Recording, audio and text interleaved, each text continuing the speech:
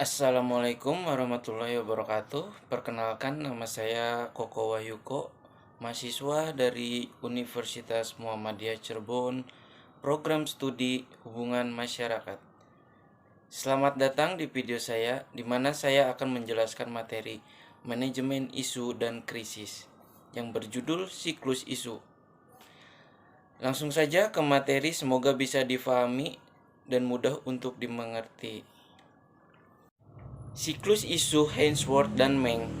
Model siklus isu pertama kali dikembangkan oleh Krebel pada tahun 1986 dan kemudian disempurnakan oleh Ainsworth dan Meng pada awal tahun 1990-an.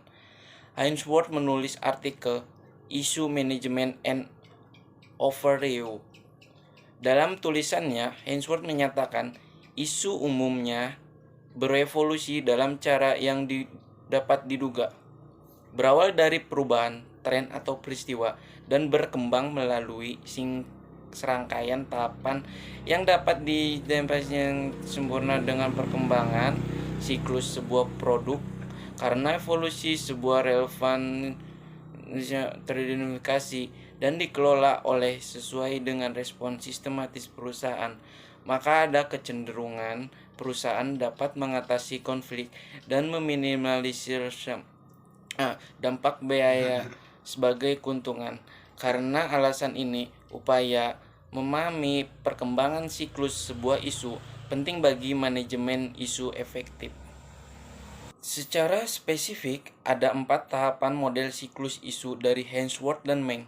Yang pertama, tahapan origin. Pada tahap ini, perusahaan atau kelompok berencana melakukan sesuatu yang memiliki dampak bagi perusahaan atau kelompok lain sebagai akibat dari perubahan sosial, politik, ekonomi, atau kebijakan. Jenis isu yang berkembang pada tahapan ini belum menjadi perhatian publik. Namun, para ahli sudah mulai menyadari kelompok atau individu mulai membangun tingkat kredibilitas tertentu dalam isu yang menjadi perhatian dan mencari dukungan dari pemuka pendapat yang terlibat dalam isu pada tingkat tertentu. Pada tahap kedua, tahap mediasi dan amplifikasi. Pada tahap ini, di mana isu muncul, merupakan tahap peningkatan tekanan pada perusahaan untuk menerima isu sebagai akibat dari aktivitas atau suatu beberapa kelompok sering dengan perusahaan upaya melakukan manajemen isu. Pemangku kepentingan yang terlibat dalam isu biasanya berusaha menarik perhatian media. Yang ketiga, tahap organisasi. Pada tahap ini, publik mulai mencari resolusi terhadap konflik yang sesuai dengan kepentingan mereka atau paling tidak mengurangi kerusakan potensial. Publik harus dipandang sebagai sesuatu yang dinamis. Mereka biasanya adalah kelompok dengan tingkat komitmen beragam yang menghadapi masalah yang sama, menyadari bahwa masalah itu ada dan bersatu untuk mengatasi masalah tersebut. Selanjutnya, tahap resolusi.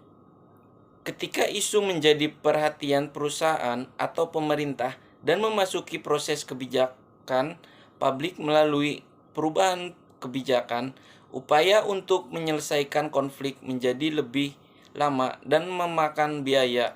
Tujuan proses kebijakan publik adalah menegakkan larangan atau batasan terhadap semua pihak yang berkonflik, baik untuk keuntungan atau kerugian mereka. Dengan demikian, ketika sebuah isu telah melewati tahapan siklusnya, isu akan mencapai puncak tekanan dan memaksa perusahaan menerima tanpa syarat. Model siklus isu.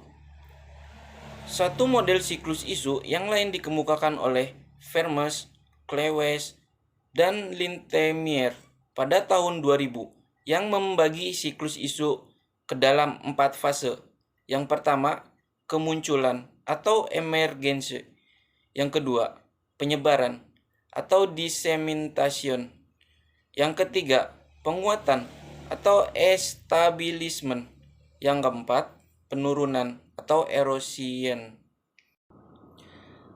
Pada fase emergensi, isu dimunculkan dan didefinisikan mengkristalisasi ke dalam sebuah interpretasi spesifik dari realitas sosial.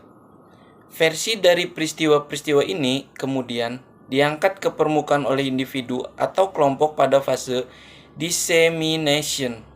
Media memainkan peran penting pada fase ini dengan menginvestigasi isu dan menerbitkan laporan atas isu yang menyebarkannya ke wilayah yang lebih luas melalui teknologi komunikasi dan informasi.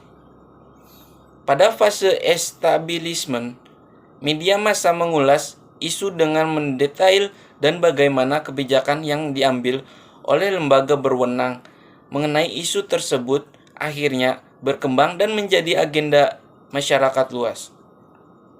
Pada tahapan erosion, ketertarikan publik menurun dan akhirnya tidak lagi menjadi agenda media dan agenda publik.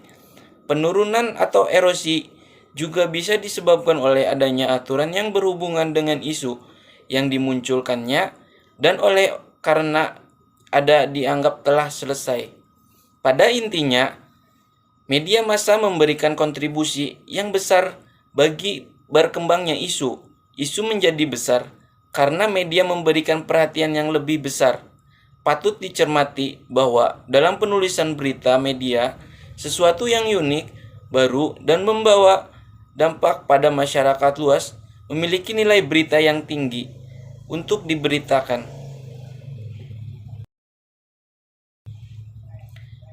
Sekian saja video yang dapat saya sampaikan. Kurang lebihnya mohon maaf. Wassalamualaikum warahmatullahi wabarakatuh.